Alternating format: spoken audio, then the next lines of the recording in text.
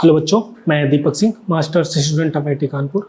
हमने class 12th का second book पढ़ रहे थे, जिसमें हमारा ये 4th चैप्टर है अमीन्स। अमीन्स का ये हमारा लेक्चर नंबर 4 है। आई थिंक 3rd लेक्चर तक हो चुका है, या लेक्चर देख लेना, मुझे नंबर एग्जैक्ट नहीं याद। ये शायद लेक्चर नंबर 4 या 5 कुछ तो होगा। ठीक है, 5। अभी इसमें हम क्या पढ़ेंगे, तो हमने जो एरोमेटिक अमीन्स लाइक एनिलीन उनके बारे में चर्चा किया था, उनके रिएक्शन पढ़ लिए थे। उसी के बीच में हमने डाइओजेनियम सॉल्ट बनाया था, और डाइओजेनियम सॉल्ट से रिलेटेड क्या रिएक्शंस होते हैं उसकी हमने कोई चर्चा नहीं की थी। उसका कुछ रिएक्शन हमने उसमें पढ़ा था, जो फर्स्ट चैप्टर आपका हेलोअल्केन्स हेलोअरीन्स का था, उसमें हमने पढ़ा था। तो अभी हम जहाँ पे एंड किए थे डाइओजेनियम सॉल्ट पे, हम वहीं से शुरू करने जा रहे हैं। डाइओजेनियम सॉल्ट क्या होता है? अगर हेलोअल्केन्स हेलोअरीन्स आपने रिवाइज किया होगा तो आपको पता होगा, इसको हम बोलते हैं डाइओजेनियम सॉल्ट। क्या है इसका नाम? डाइओजेनियम सॉल्ट। पूरा नाम इसका क्या लिखते हैं हम? तो इसका नाम है डाइओजेनियम क्लोराइड। डाइओजेनियम क्लोराइड। अगर यहाँ पे क्लोराइड को ये वाला पार्ट तो डाइओजेनियम है, इतना पार्ट आपका डाइओजेनियम है। अगर जो एनायन पार्ट है उसे सल्फेट से, हाइड्रोजन सल्फेट से अगर किसी से सब चेंज करोगे, उसी के अकॉर्डिंग उसका नाम भी चेंज हो जाएगा। और सबको एक साथ अगर ग्रुप में बोला जाता है तो हम कहते हैं डाइओजेनियम सॉल्ट। पर्टिकुलरली किसी एक को बोला जाता है तो डाइओजेनियम क्लोराइड या डाइओजेनियम सल्फेट, जैसे भी। अच्छा, अब इसका मेथड ऑफ प्रिपरेशन क्या होता है, ये बनते कैसे हैं? उससे पहले थोड़ा सा इसका स्ट्रक्चर देख लो अच्छे से कि ये कैसा दिखता है। N2+ तो हम देखते हैं, पर ये कुछ इस तरीके से होता है, ऐसे। ये N2+ है। नाइट्रोजन पता है ना, नाइट्रोजन जब 4th बॉन्ड बनाता है तो अपना लोन पेयर दे के बनाता है। अगर जैसे NH3 होता है, NH3 और ये लोन पेयर, और जैसे इसका अगर एसिड से रिएक्शन करा तो H+ से तो ये लोन पेयर ऐसे देता है, और फिर क्या बनता है, ये NH4+।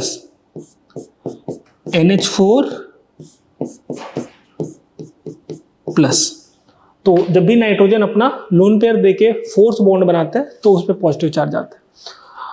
ऐसे ही आप H2O में पढ़ते हो कि जब H2 अपना लोन पेयर H+ को देता है तो H3O पॉजिटिव बनता है, यानी लोन पेयर जब देके बनाता है तो पॉजिटिव चार्ज आता है।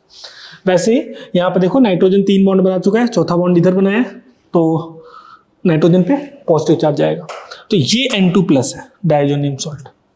ठीक,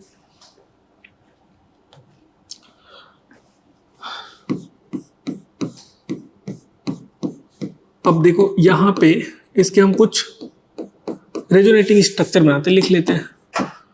resonating structure of diazonium salt. Diazonium chloride. अब देखो कैसे बनेंगे।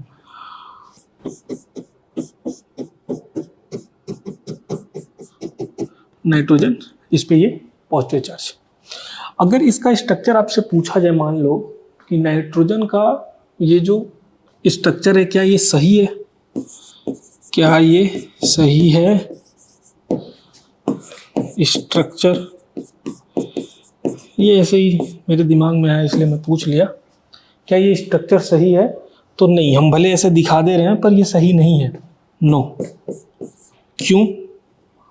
तो इसका एक्चुअल स्ट्रक्चर ऐसे होना चाहिए, ऐसे। ठीक, कुछ इस तरीके से। ऐसा क्यों? तो देखो, नाइट्रोजन ये जो है ये sp हाइब्रिडाइज्ड है। ये दो, यहाँ पे 3 बॉन्ड में से 2 पाई बॉन्ड, एक सिंगल बॉन्ड है, तो एक इधर सिंगल बॉन्ड, एक इधर सिंगल बॉन्ड, sp हाइब्रिडाइज्ड। इसका मतलब लीनियर स्ट्रक्चर बनेगा। क्या बनेगा? Linear structure. ठीक, तो बुक में ऐसा बना हुआ है, कई जगह ऐसे लिखा रहता है, तो मान लेते हैं, बट एक्चुअल स्ट्रक्चर इसका ऐसे लिखा जाना चाहिए। जैसे हम CN के साथ स्ट्रक्चर लिखते हैं, यहाँ भी मान लो यहाँ पे अगर बेंजीन के ऊपर CN लगाना हो तो CN भी ऐसे सीधा लिखा जाता है। ये वैसे आपको केमिकल बॉन्डिंग में पढ़ाया जाता है, पर यहाँ पे ऐसे आया तो हमने बता दिया ऐसे। इसको भी ऐसे सीधा लिखा जाता है, क्यों? क्योंकि ये कार्बन जो है वो sp हाइब्रिडाइज्ड है, sp हाइब्रिडाइज्ड लीनियर स्ट्रक्चर बनेगा सिमिलरली एकदम इसके जैसा। ठीक, तो ये तो हो गया। हमें इसको लिख लो, हमें जो डिस्कस कर रहे हैं, हमें रेजोनेटिंग स्ट्रक्चर डिस्कस करने हैं। तो देखो कैसे बनेंगे। नहीं तो हर जगह आपको लगेगा कि जब ये ऐसा स्ट्रक्चर नहीं होता तो फिर आपने क्यों लिखा। हाँ, ये ठीक है। अब देखो ये पाई बॉन्ड, ये पॉजिटिव चार्ज है ना, तो ये ऐसे मूव करता है और ये ऐसे जाता है। ठीक है, तो क्या बनेगा, यहां पे डबल बॉन्ड आया, ये N और 2 बॉन्ड इसका टूट गया और इस नाइट्रोजन पे नेगेटिव चार्ज। ये समझ में आ रहा? ये पाई बॉन्ड ऐसे मूव किया तो यहाँ पे पॉजिटिव चार्ज ऐसे बनेगा और यहाँ पे डबल बॉन्ड आएगा, फिर ये 3 में से एक टूट गया, 2 और नाइट्रोजन पे गया तो निगेटिव, बाकी ये वाले बॉन्ड जैसे थे वैसे ही रहेंगे। इसके बाद आपका ये पाई बॉन्ड ऐसे मूव करेगा तो यहाँ पे पॉजिटिव बनेगा, ये पाई बॉन्ड मूव किया, ये वाला पाई बॉन्ड देखो ऐसे मूव किया तो यहाँ पे कटायन बना और ये कटायन न्यूट्रलाइज हो गया। ये पाई बॉन्ड जैसे था वैसे रहेगा, इधर वाले को तो हमें कोई छेड़ना नहीं है, ये जैसे हैं वैसे ही रहेंगे। ठीक है, इसके बाद आपका इस पाई बॉन्ड को ऐसे मूव कराना है, तो यहां पे बना ऐसे, ये कुछ ऐसे N double bond N negative. ठीक है, और यहां से ऐसे मूव किया तो इस पे पॉजिटिव चार्ज। अगले स्टेप में आप कुछ ऐसे दिखा दोगे कि ये नेगेटिव चार्ज ऐसे बॉन्ड बना और ये ऐसे शिफ्ट हो गया।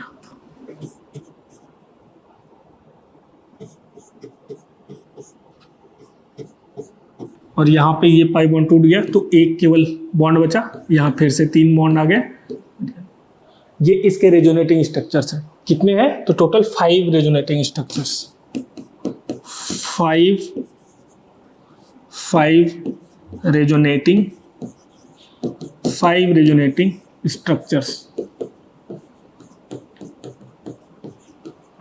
Structures possible.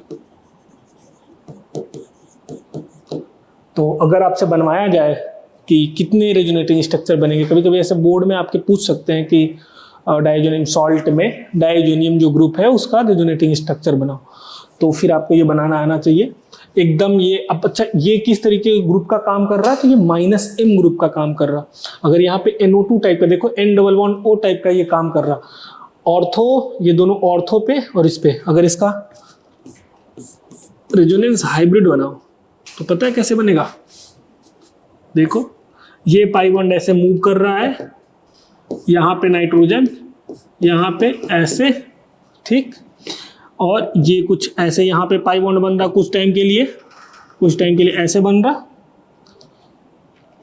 और यहाँ पे डेल्टा नेगेटिव बन रहा, इस पे डेल्टा पॉजिटिव, इस पे डेल्टा पॉजिटिव और यहाँ पे डेल्टा पॉजिटिव, ऐसे करके इसका रेजोनेटिंग स्ट्रक्चर बन रहा। इस चाहते हो तो इसे सिंगल बॉन्ड, इसे ट्रिपल बॉन्ड में दिखा सकते हो, पर आपको याद होना चाहिए कि ये पाई बॉन्ड ऐसे मूव कर रहा है, और मूव कर रहा तो यहाँ पे इस वाले नाइट्रोजन पे कुछ टाइम के लिए नेगेटिव चार्ज आ रहा, दोनों ऑर्थो पे पार्शियल पॉजिटिव चार्ज आ रहा, और पैरा पोजीशन पे पार्शियल पॉजिटिव चार्ज आ रहा। ठीक, तो ये इसके रेजोनेटिंग स्ट्रक्चर थे और इसको बोला जाता है रेजोनेंस हाइब्रिड। क्या नाम है इसका? Resonance hybrid. ठीक, अब ये अगर हो गया हो तो अब हम चलेंगे method of preparation. Method of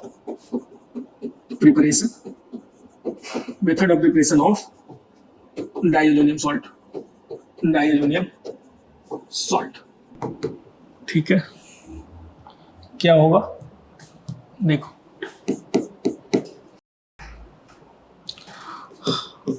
आप वैसे पढ़े हो, ये नया नहीं है आपके लिए, मैंने उस वाले में आपको पढ़ा रखा है, हेलो एल्केन्स हेलो अरीन्स वाले पार्ट में। जब अमीन का या कह सकते हैं एनिलीन का रिएक्शन आप कराते हो NaNO2 HCl के साथ 0 से 5 डिग्री सेल्सियस पे, या इसको कभी कभी केल्विन में लिखा होता है 273 से 278 केल्विन, तो वो सेम ही मतलब है। और इसके जगह पे ऐसे भी लिखा जा सकता है HNO2, तो भी घबराना नहीं है आपका।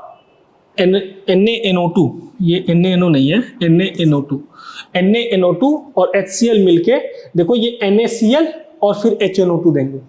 Na यहाँ से, Cl यहाँ से लो, सॉल्ट बन जाएगा, और फिर ये HNO2 नाइट्रस एसिड। ये रिएक्शन पढ़ा चुका हूँ आपको इसी चैप्टर में जब हम रिएक्शन विद नाइट्रस एसिड पढ़ रहे थे। ठीक, फिर क्या बनेगा, तो ये आपका बनता है। मैकेनिज्म आप में नहीं है इसलिए हम डिस्कस नहीं कर रहे हैं, आपके लेवल में direct N2 plus that is N और यहाँ पे प्लस Cl माइनस, और इसका नाम है डाइएजोनियम क्लोराइड। आपके सिलेबस में केवल डायरेक्ट रिएक्शन दे रखा है, आप जब ग्रेजुएशन में जाओगे अगर केमिस्ट्री से करोगे वहाँ पे आपको ये पूरा मैकेनिज्म पढ़ाया जाएगा कि डाइएजोनियम सॉल्ट ये जो आता है ये इनसे बना कैसे। ठीक, अभी इसको लिखो आप, फिर इसके कुछ रिएक्शंस हैं, और वो देखने के बाद फिर हम सीधे चलेंगे आज क्वेश्चन प्रैक्टिस पे। ठीक है,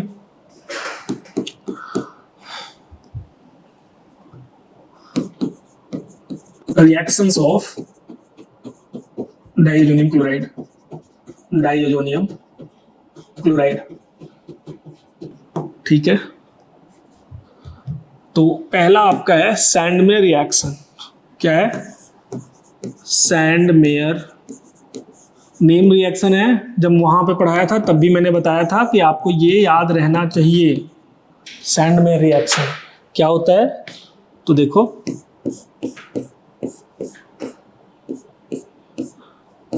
आपने डाइओजोनियम क्लोराइड लिया या ब्रोमाइड, कुछ भी, डाइओजोनियम सॉल्ट कोई भी लेना है, इसके रिएक्शन कराने हैं किससे किससे। पहला आप करा सकते हो कॉपर का ब्रोमाइड CuBr2 के साथ HBr, ऐसे ही कॉपर क्लोराइड Cl2 के साथ HCl, और फिर कॉपर साइनाइड CuCl के साथ HCl। ठीक, इन सब के साथ हीट भी करना होता है, नहीं आपने हीट नहीं दिया, आई थिंक थोड़ा बहुत हीट करना होता है। अब ये क्या बनाएगा, तो बस इस ग्रुप को हटाना है और बेंजीन के ऊपर बस जो आप हैलाइड लिए हो उसको लगा देना है। यहाँ पे ब्रोमाइड बन जाएगा, यहाँ पे क्लोराइड आपने लिया है CuCl2 और HCl, तो यहाँ पे Cl लग जाएगा और यहाँ पे Cn लग जाएगा। कॉपर के साथ साइनाइड और HCl लिया था ना, तो Cn, ON तो नहीं लग रहा, Cn, ये आपके प्रोडक्ट होंगे। और ये तीनों सैंडमेयर रिएक्शन है, ये पूछे जाते हैं, बहुत जगह पूछे जाते हैं, तो ये आपको पता होना चाहिए।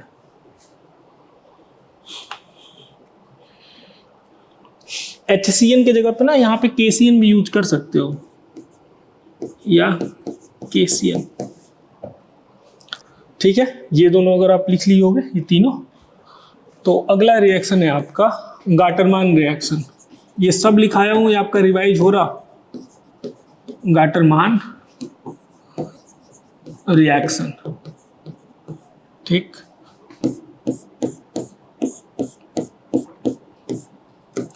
N2 प्लस Cl माइनस, इसके दो रिएक्शंस यहाँ पढ़े जाते हैं। एकदम सेम वही वाला रिएक्शन है। कॉपर ब्रोमाइड वहां पे और कॉपर क्लोराइड जो यूज कर रहे थे उसकी जगह पे ये सीधे कॉपर डस्ट यूज करते हैं, कॉपर डस्ट, या कभी कभी कॉपर के चूड़ यूज किया जाता है, उसको क्या बोलते हैं, कॉपर पाउडर, कॉपर डस्ट या कॉपर पाउडर। उसके साथ अगर HBr यूज करो तो यहां पे ब्रोमाइड लगेगा, ये ब्रोमाइड, और यही कॉपर डस्ट या कॉपर पाउडर के साथ, डस्ट से ज्यादा बेटर होगा ना कि आप लोग कॉपर पाउडर लिखो, क्योंकि हम जिंक डस्ट लिखते हैं, पाउडर।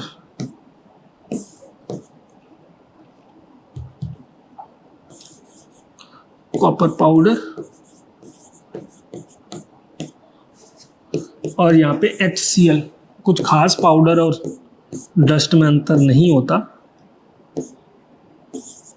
ठीक। बस यहाँ पर अगर HCl यूज करोगे तो क्लोरीन लगेगा, HBr यूज करोगे तो ब्रोमीन लगेगा, ये अंतर होता है। और गाटरमान और सैंडमेयर में क्या मेन डिफरेंस है, तो गाटरमान और सैंडमेयर में मेन डिफरेंस ये है कि वहाँ पे कॉपर ब्रोमाइड यूज किया जाता है, डाइब्रोमाइड, कॉपर डाइक्लोराइड साथ में यूज किया जाता है, HCl HBr वहाँ भी रहते हैं, यहाँ पे केवल कॉपर पाउडर यूज किया जाता है। हाँ, एक चीज और नोट करना है, ये लिख लो पहले, इसके साथ क्या बनता है वो शायद मैं नहीं लिख रहा हूँ ना, तो इसके साथ ये N2 गैस रिलीज होता है, यहाँ भी N2 गैस रिलीज होता है, और हाँ ये कॉपर क्लोराइड और कॉपर ब्रोमाइड CuBr यहाँ पे, और यहाँ पे CuCl। पीछे वाले में भी N2 गैस यहाँ पे लिख लेना, N2 निकल रहा ना तो N2 गैस तो निकलेगा ही, ये लिख लेना, इनमें भी ऐड कर लेना।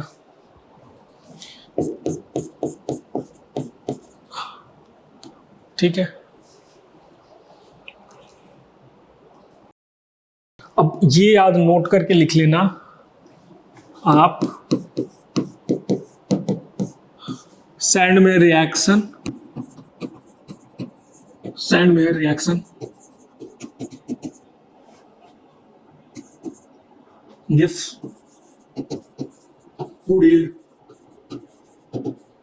good yield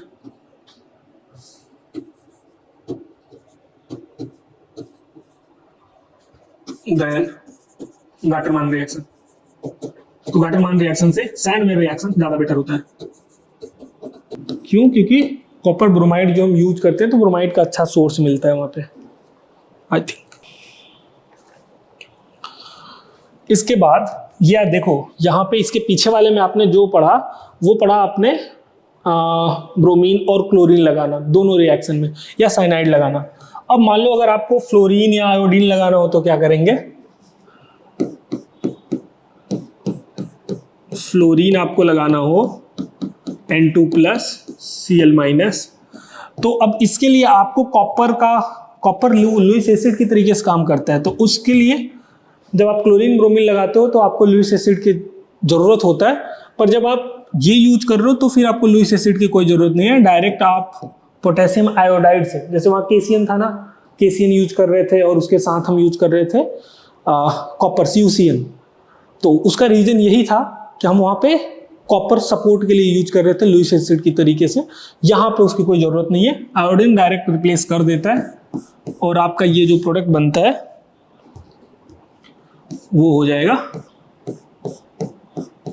यहाँ पे आयोडीन लग जाएगा और इसके साथ N2 गैस रिलीज होगा और ये पोटेशियम क्लोराइड बन जाएगा, KCl, KCl से KCl। तो ये एक रिएक्शन है, ये लिख लो। अच्छा, अगर फ्लोरीन लगाना हो तो क्या करेंगे हम, तो फिर से डाइओजेनियम सॉल्ट लेंगे और इसका हम रिएक्शन कराएंगे HbF4।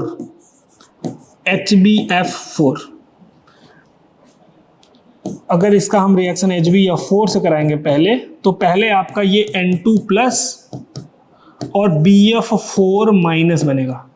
ठीक है, पहले ये क्लोराइड रिप्लेस होगा और इसके साथ ये HCl तो साथ में बनेगा ही बैलेंस करने के लिए। और फिर आप इसे हीट करोगे। क्या करोगे? हीट। जब तक हीट नहीं करोगे तो केवल ये एनायन एक्सचेंज होके पड़ा रहेगा। जब आप हीट करोगे तब आपका ये प्रोडक्ट बनेगा, यहाँ पे फ्लोराइड और N2 गैस रिलीज हो जाएगा और BF3, एक फ्लोराइड एक्सचेंज हो गया। ठीक है,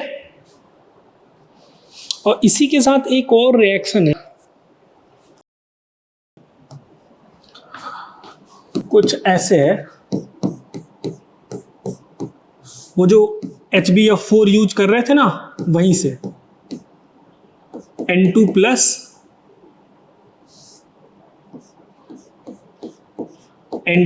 Cl माइनस, इसका हमने रिएक्शन कराया HBF4 के साथ। तो पहले तो ये एनायन एक्सचेंज होगा जैसे इसके पहले वाले में हुआ था। आपका यहाँ पे N2 प्लस बनेगा और BF4 माइनस और इसके साथ HCl। ये तो पीछे वाले रिएक्शन में यहाँ पे भी हो रहा था, इस वाले में। इसके बाद यदि आप HNO2 यूज करते हो, एक बार देख लेता हूँ, HNO2 ही है ना, या NaNO2 के साथ कॉपर आपको दे रखा है, तो दोनों कह सकते हो। NaNO2 के साथ कॉपर क्या होगा अगर ऐसा करते हैं, तो ये आपका रिप्लेस हो जाएगा।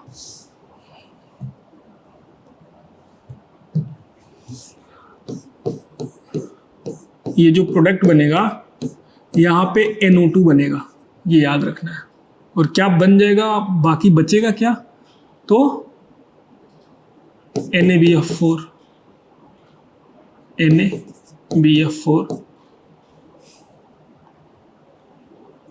BF4 ऐसे करके बनेगा। ठीक है, और N2 गैस हमने निकाला कि नहीं? इसके साथ N2 गैस तो निकलना ही है, वही तो ड्राइविंग फोर्स है। नोट करके लिख लो, in all reactions releasing of N2 gas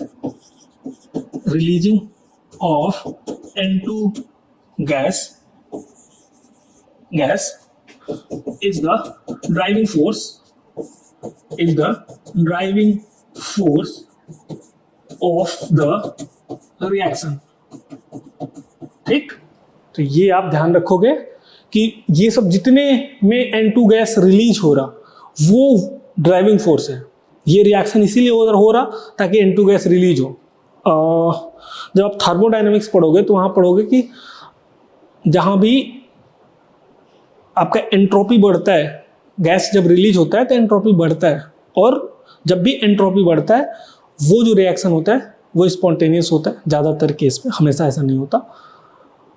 तो जब भी ऐसा कोई भी गैस रिलीज हो रहा हो, समझ लेना कि वही जो है वो, या सॉल्ट फॉर्मेशन हो रहा हो, तो वही जो होता है वो आपका ड्राइविंग फोर्स होता है रिएक्शन का। 2-3 रिएक्शन ये सब जितने हैं ज़्यादातर तो आपको पीछे वाले में ही हमने पढ़ा दिए थे। एक बार सब यहाँ पे कंबाइन हो जा रहे हैं।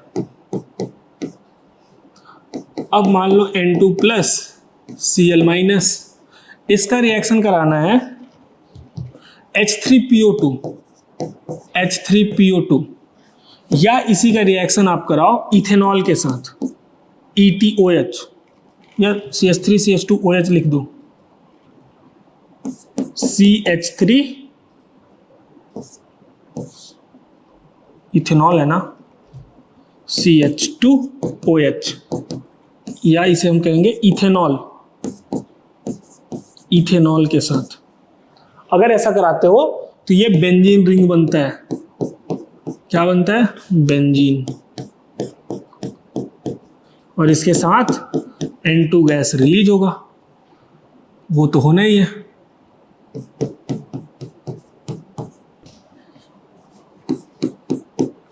ये सारे रिएक्शंस आपको रटे होने चाहिए।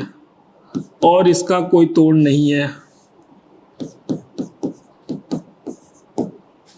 इसमें अगर आप वाटर डालते हो H2O, या कभी कभी लिखा होता है वार्म, मतलब हम वेपर पास करके गर्म कर रहे हैं बस, या वेपर लिखा हो, कुछ भी लिखा हो, ये ज़्यादा बेटर होता है कि वाटर वेपर लिखा होता है। तो ये फिनॉल बनाता है। क्या बनेगा? फिनॉल। N2 गैस यहाँ भी रिलीज होगा, N2, बाकी Cl है तो उसके साथ HCl तो बनना ही है। ये सारे थे आपके डायोजेनियम के डायरेक्ट रिएक्शंस जो कराए जाते हैं। बहुत आसान होते हैं, अगर आप एक बार पढ़ लोगे ना तो सिंपल देखोगे, सब में बस वो जो N2Cl, N2 plus Cl minus है वो रिप्लेस हो रहा और कुछ लग रहा। ठीक, अब हम पढ़ने जाने वाले हैं यहाँ पे फॉर्मेशन ऑफ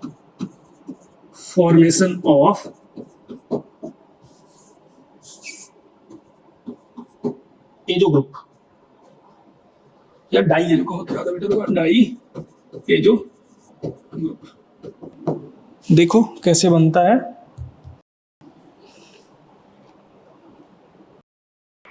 आप diazonium chloride N2 plus Cl minus, इसका रिएक्शन कराओ फिनॉल के साथ। इसको ना थोड़ा सा ऐसे लिखो, कुछ इस तरीके से,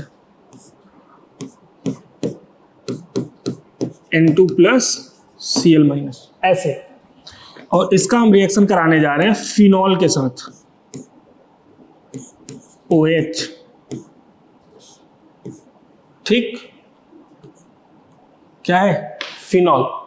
ये है डाइएजोनियम क्लोराइड सॉल्ट,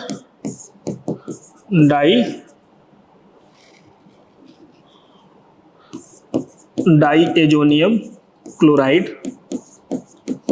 इसका रिएक्शन हम कराने जा रहे हैं फिनॉल के साथ। क्या बनेगा? देखो आपको क्या बनाना है, सिंपल देखो, यहां से ये जो है ना N2, इस N2 को इसके पैरा पोजीशन से ऐड करना है। क्या करना है? इस N2 को इस पैरा पोजीशन से ऐड करना है। कैसे होगा?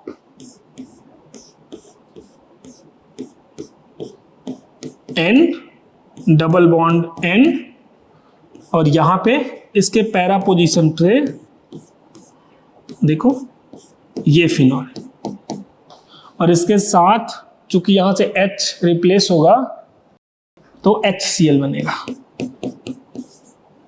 देखो, और इसका नाम होता है पैरा हाइड्रोक्सी एजोबेंजीन। ये एजो है, इसको एजो बोलते हैं ग्रुप को, ये बेंजीन रिंग है, इस पे हाइड्रोक्सी लगा है तो उसे हम कहते हैं पैरा हाइड्रोक्सी एजो बेंजीन, ये इसका नाम है, para hydroxy azobenzene. Orange colour का होता है ये। किस कलर का? ऑरेंज कलर का डाई।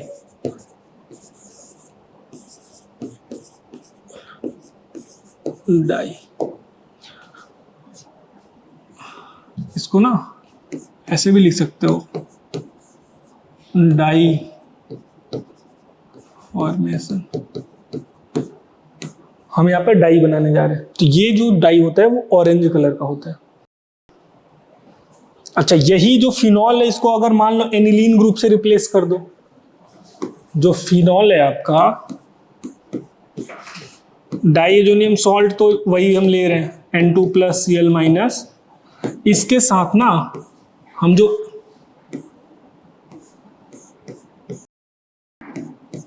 यहां पे OH ले रहे थे, अब हम NH2 ले रहे हैं। क्या क्या है? डाइएजोनियम क्लोराइड, और इसके साथ हम अब फिनॉल की जगह पे एनिलीन ले रहे हैं। एनिलीन, इसके पहले फिनॉल ले रहे थे, अब हम एनिलीन ले रहे हैं। क्या होगा? तो इसके भी पैरा पोजीशन से ही जोड़ना है आपको, इसके भी पैरा पोजीशन से ही जोड़ना है। अब क्या बनेगा देखो, जैसे बेंजीन रिंग है एकदम वैसे ही ये तो रहेगा, N डबल बॉन्ड N, फिर बेंजीन रिंग और यहां पे NH2। मीडियम दोनों का याद रखना, ये वाला जो रिएक्शन होता है वो बेसिक मीडियम में होता है, ये बेसिक मीडियम में OH माइनस यानी कि बेसिक मीडियम, और ये जो रिएक्शन होता है वो एसिडिक मीडियम में होता है, एसिडिक मीडियम, एसिडिक मीडियम, ये आपको याद रखना है। इसका क्या होगा, जब नाम लिखने जाओगे तो इसका नोमेनक्लेचर हम क्या लिखेंगे, तो पैरा अमीनो एजोबेंजीन। इसका यहाँ पे जब OH लगा हुआ था इस जगह पे तो हम कह रहे थे पैरा हाइड्रोक्सी, जब NH2 लिखा है तो हम लिखेंगे para amino, para amino azo benzene. और ये होता है आपका येलो कलर का, किस कलर का, येलो कलर डाई, ये भी एक डाई है और ये येलो कलर का होता है। इन दोनों डाई को आपको याद करके रखना, क्योंकि ये अभी जो रिएक्शन मैंने डायोजेनियम सॉल्ट के पढ़ाया है ना, वो पूरा आपका अभी तक मतलब हर एक रिएक्शन पूछा जा चुका है। तो आपके बोर्ड में या जो भी पेपर होने वाले हैं, अगर आप कोई भी एंट्रेंस एग्जाम देते हो, आना ही है, मतलब यहाँ से क्वेश्चन तो आना ही है, छोड़ने का तो कोई सेंस नहीं है।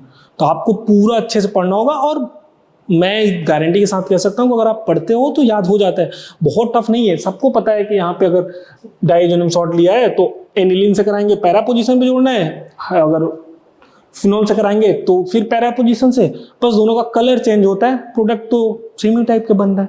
ये येलो कलर का बनेगा, वो ऑरेंज कलर का बनेगा। कैसे, अगर मान लो अगर याद रखना हो तो कौन सा वाला ऑरेंज कलर का याद रखें, तो याद रखना कि यहाँ जब OH लिखा होता है ना तो O आ रहा ना, ये ट्रिक है, मैंने जैसे याद किया था।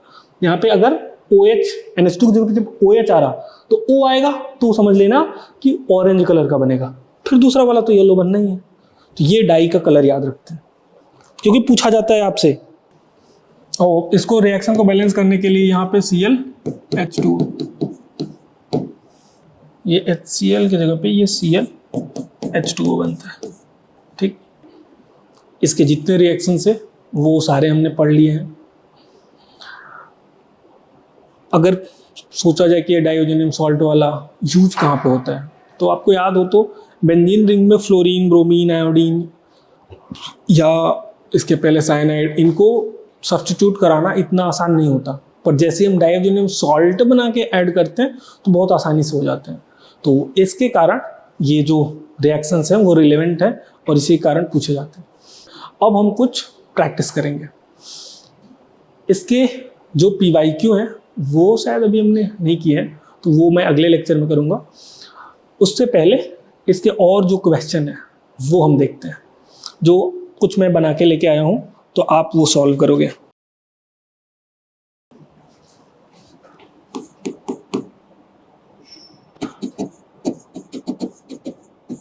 देखो, पहला हम लिखने जा रहे हैं, आपका बेंजीन है, मेरे साथ साथ आप प्रोडक्ट बनाते चलोगे और देखोगे कि आपका प्रोडक्ट क्या बन रहा। इसका रिएक्शन कराना है AC2O पिरिडीन के साथ, AC2O पिरिडीन के साथ AlCl3 आपको दे रखा है। ये A प्रोडक्ट है और आपको बताना है कि A प्रोडक्ट क्या बनेगा। फिर इसका रिएक्शन कराना है NaOH के साथ, डाइल्यूट NaOH, डाइल्यूट NaOH। ठीक, और A का ही आपका, इससे आपका B बन रहा, और A का रिएक्शन कराना है ZnHG कंसंट्रेटेड HCl। ठीक, इससे आपका C बन रहा, और फिर इसका कराना है Cl2HNO, मोनोक्लोरिनेशन, मोनोक्लोरिनेशन, ये मैं बता दे रहा हूँ आपको कि आपको मोनोक्लोरिनेशन कराना है और इससे आपका जो प्रोडक्ट बनेगा वो डी बनेगा। इसको ना ऊपर से लिख दे रहा हूं मैं, ये ए प्रोडक्ट था AC2O pyridine AlCl3 benzene ring में कराना था।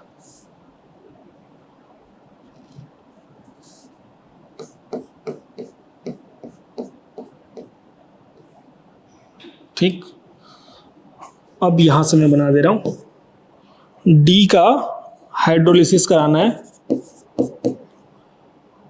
ठीक, और फिर आपका इससे ए बनेगा, डी के बाद ये ई है और फिर इससे भी आपका ए ही बन जाएगा यदि आप पीसीसी कराते हो, पीसीसी।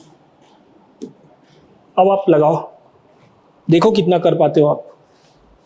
ठीक, तो वीडियो पॉज कर लोगे और आप खुद ट्राई करोगे कि आप इसमें से कितने रिएक्शन खुद करा पा रहे हो, और अगर आपने सही से पढ़ा होगा, रिवाइज किया होगा, तो आप करा पाओगे।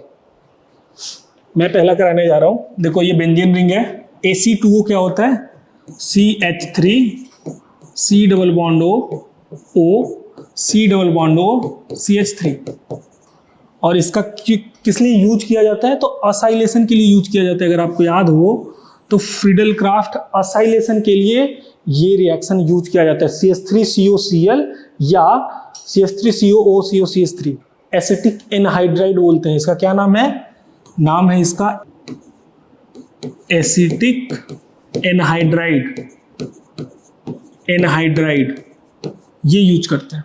और इसका अगर यूज करते हैं तो फ्रीडल क्राफ्ट असाइलेशन होके ये COCH3 लग जाता है यहाँ पे। तो आपका ए जो प्रोडक्ट बनेगा वो होगा ये C double bond O CH3। ठीक, कैसे लगता है, मैकेनिज्म क्या होता है, वो आपका हमने डिस्कस कर लिया है चैप्टर में, तो वो मैं पूरा डिटेल में डिस्कस यहाँ पे नहीं करूंगा। ये पाई बॉन्ड आएगा, इस पे अटैक करेगा, ये टूट के निकल जाएगा। फिर यहाँ से चूंकि एरोमेटिसिटी लॉस हुआ है तो H अपना दोबारा बॉन्ड बना के एरोमेटिसिटी गेन कर लेगा और ये एसिटिक एसिड इतना पार्ट बाहर हो जाएगा, CH3CO ऐड हो जाएगा इस पे। ठीक, अच्छा, इसके बाद हम चलते हैं बी की तरफ कि बी क्या होगा। तो ये डाइल्यूट NaOH है। कुछ याद आ रहा कि डाइल्यूट NaOH में हम कौन सा रिएक्शन कराते हैं? अगर आपको नहीं याद आ रहा तो एल्डोल कंडेंसेशन याद है? अगर आपने कर लिया है तब तो बहुत अच्छा, नहीं तो फिर ट्राई करो। देखो एल्डोल कंडेंसेशन मैंने पढ़ाया है। एल्डोल कंडेंसेशन में हम क्या कहते हैं कि आपको COCH3 इस टाइप का ग्रुप होना चाहिए, अल्फा हाइड्रोजन वाला पार्ट। तो देखो CO ये CH3 अल्फा हाइड्रोजन है ना, तो बस इसी का दूसरा मॉलिक्यूल लाएंगे और ये कौन सा रिएक्शन है, ये आपका एल्डोल रिएक्शन। एल्डोल रिएक्शन क्यों? क्योंकि कार्बोनिल के जस्ट बगल में अल्फा कार्बन पे 3 हाइड्रोजन अल्फा हाइड्रोजन प्रेजेंट है। एटलीस्ट 1 अल्फा हाइड्रोजन चाहिए हमें एल्डोल रिएक्शन कराने के लिए। ठीक है, कैसे कराए जाते हैं तो मैंने आपको बताया था एक शॉर्टकट तरीका, C डबल बॉन्ड O, यहाँ पे C, यहाँ पे H, इधर H और ये इधर H, और इधर से C डबल बॉन्ड O, इधर CH3 और ये बेंजीन रिंग हमने ऐसे ही लगा दिया। ये हमने शॉर्टकट से बता रहा हूँ मैं, ऐसे जाता नहीं है। मैकेनिज्म मैंने डिस्कस कर लिया है एल्डोल का, पूरा एक चैप्टर का एक लेक्चर का आधा से ज़्यादा समय एल्डोल में ही चला गया था। तो देखो मैंने आपको बताया था कि सिंपल आप यहाँ से ऐसे H2O निकालोगे और प्रोडक्ट बना दोगे। प्रोडक्ट क्या बनेगा, ये benzene ring C double bond O और फिर ये CH डबल बॉन्ड और फिर यहाँ पे C और इसके साथ ये CH3 ऐसे ही लगा है और इसके साथ ये बेंजीन रिंग। और ये आपको याद अगर हो, पता है ये क्रॉस एल्डोल है कि सेल्फ, खुद का खुद के साथ हो रहा, तो ये एक सेल्फ एल्डोल है। क्या है ये, एक सेल्फ एल्डोल। ठीक, तो वो हमारा बी प्रोडक्ट है। इसके बाद आपका इधर ZnHg कंसंट्रेटेड HCl। अब आपको याद है कि ZnHg कंसंट्रेटेड HCl क्या होता है, रिवाइज किया होगा तो ये होता है Clemmensen reduction. C double bond O को CH2 ग्रुप में कन्वर्ट करने के लिए हम क्लीमेंसन रिडक्शन यूज करते हैं, ZnHG कंसंट्रेटेड HCl। तो ये आपका है क्लीमेंसन रिडक्शन, क्लीमेंसन रिडक्शन। तो जो C double bond O group है वो CH2 हो जाएगा। तो ये कुछ ऐसे CH2 CH3 ये प्रोडक्ट बनेगा। ये आपका प्रोडक्ट C है।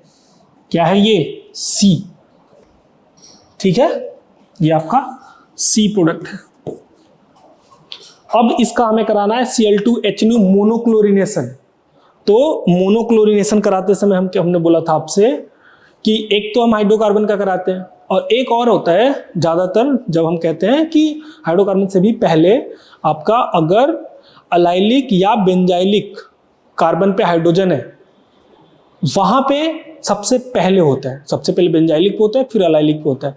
तो यहाँ पे देखो ये बेंजाइलिक कार्बन है ना, बेंजीन के जस्ट बगल वाले को हम कहते हैं बेंजाइलिक कार्बन, और olefin CH2 double bond CH2 इसके जस्ट बगल जो कार्बन लगा होता है उसे हम कहते हैं अलाइलिक कार्बन। तो ये पहले तो बेंजाइलिक कार्बन है, तो इस बेंजाइलिक कार्बन पे हमें एक क्लोरीन लगाना है। तो देखो डी प्रोडक्ट आपका क्या होगा, CH, इस पे एक क्लोरीन और ये इधर CH3। तो बेंजाइलिक कार्बन पे क्लोरीन लग जाएगा। इसके बाद इसका हाइड्रोलिसिस है। सिंपल जब हाइड्रोलिसिस H2O से कराओगे तो ये जो क्लोरीन है एसिडिक मीडियम में वो रिप्लेस हो जाएगा, या कभी कभी इसको ना OH माइनस भी लिखा होता है तो भी कोई दिक्कत नहीं है, हम क्लोरीन को रिप्लेस करना चाहते हैं। तो जो E प्रोडक्ट होगा वो आपका जो क्लोरीन है उसे हटा देंगे और वहां पे लग जाएगा OH और ये हो जाएगा CH3। ठीक, और फिर इसका जब आप PCC कराओगे तो जो OH है आपको पता है ना PCC किस लिए यूज किया जाता है, 1 डिग्री और 2 डिग्री को ऑक्सीडाइज करने के लिए। तो एल्कोहल 1 डिग्री एल्डिहाइड बनाता है, 2 डिग्री कीटोन। तो ये फिर से देखो इसे जब कराओगे तो ये 2 डिग्री कीटोन बनेगा और फिर से आपका यही प्रोडक्ट बन जाएगा। ठीक, तो अगर आपने कर लिया था तो बहुत अच्छा, नहीं किया था तो जल्दी से इसे लिखो। ठीक है, अगर आपने ये लिख लिया तो फिर अगला रिएक्शन आपको अब मैं दिखाने जा रहा हूं।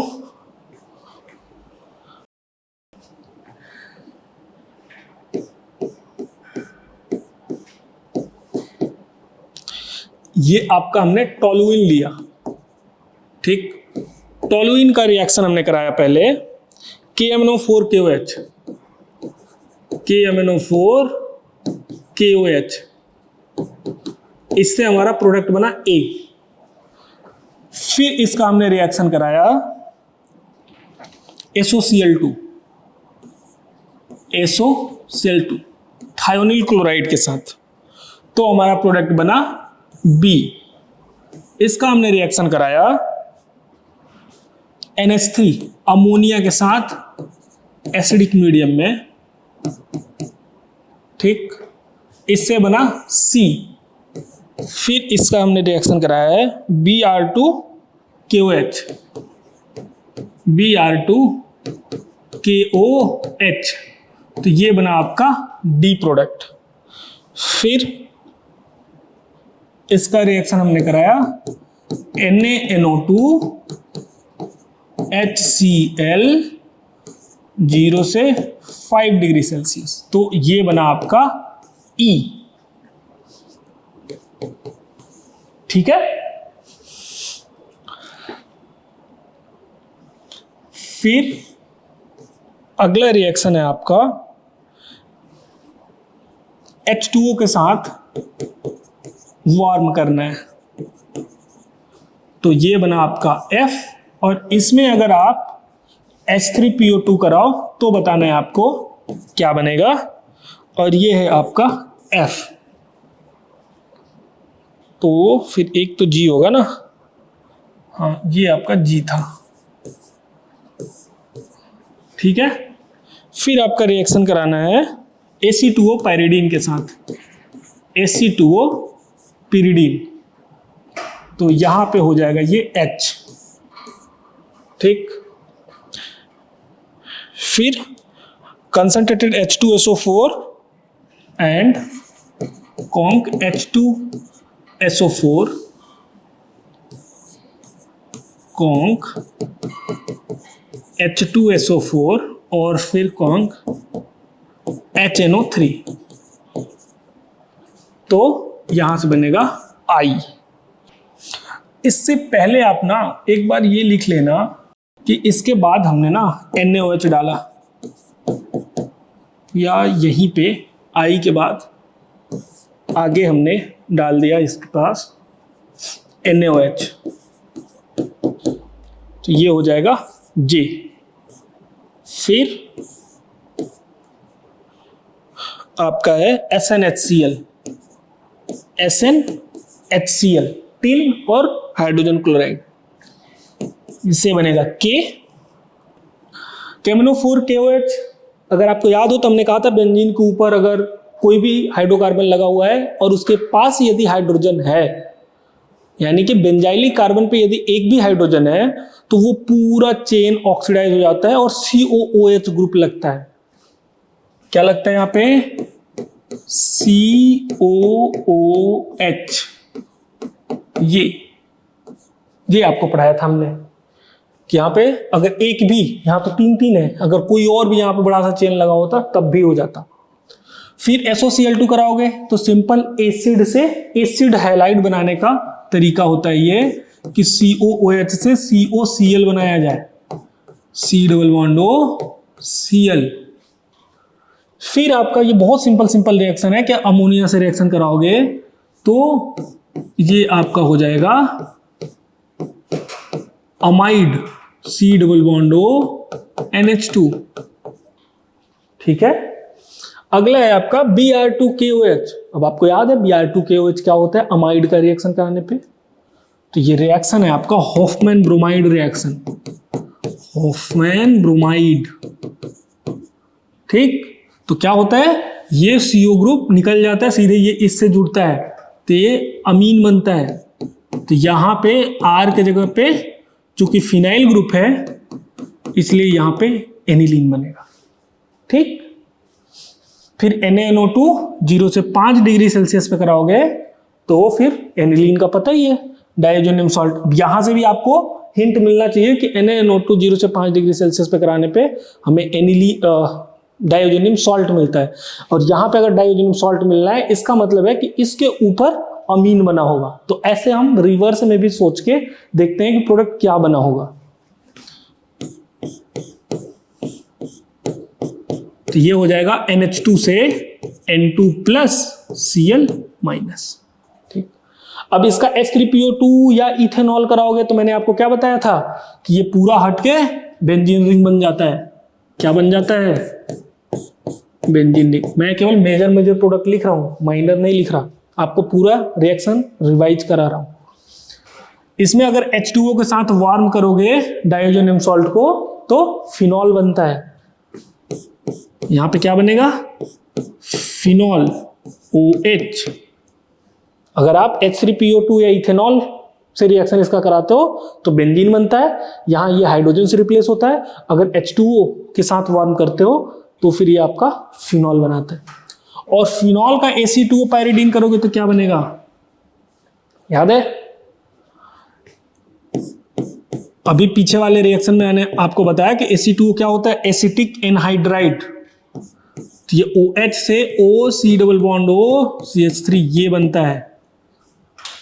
अमीन एंड फिनॉल के केस में चूंकि रिएक्टिविटी बहुत ज्यादा होता है तो इसमें कुछ भी सब्स्टिट्यूट कराने से पहले हम यहां पे लगा लेते हैं ताकि यहां पे जो रिएक्शन हो वो कम हो। आई क्या बनेगा? ये तो पता ही है, ये पूरा मिलके हमें क्या देता है? NO2+।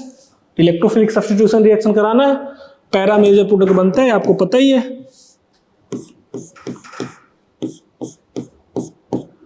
तो यहां पे आपका हो जाएगा O C+OCH3 और इधर आपका आएगा पैरा पोजीशन पे NO2 ग्रुप। ठीक है, अब ये NO2 बन गया। अब NaOH क्या करेगा? इसको हाइड्रोलिसिस करने के लिए हम यूज करते हैं। फिर से जब इसका हाइड्रोलिसिस करते हैं तो NaOH या OH- कुछ ले लेते हैं, तो उसको हम हाइड्रोलिसिस कर देंगे। ये सब रिएक्शन आपके देखे हुए थे, बस रिवाइज करने के लिए मैंने अरेंज किया था। तो यहां पे ये हो जाएगा फिर से फिनॉल और ये हो जाएगा NO2। ठीक, अब यहां पे दिया है SnHCl। SnHCl क्या करता है? तो SnHCl या FeHCl भी अगर दिया हो, FeHCl, तो NO2 को रिड्यूस करने के लिए हम यूज करते हैं NO2 से NH2 के लिए। तो ये हो जाएगा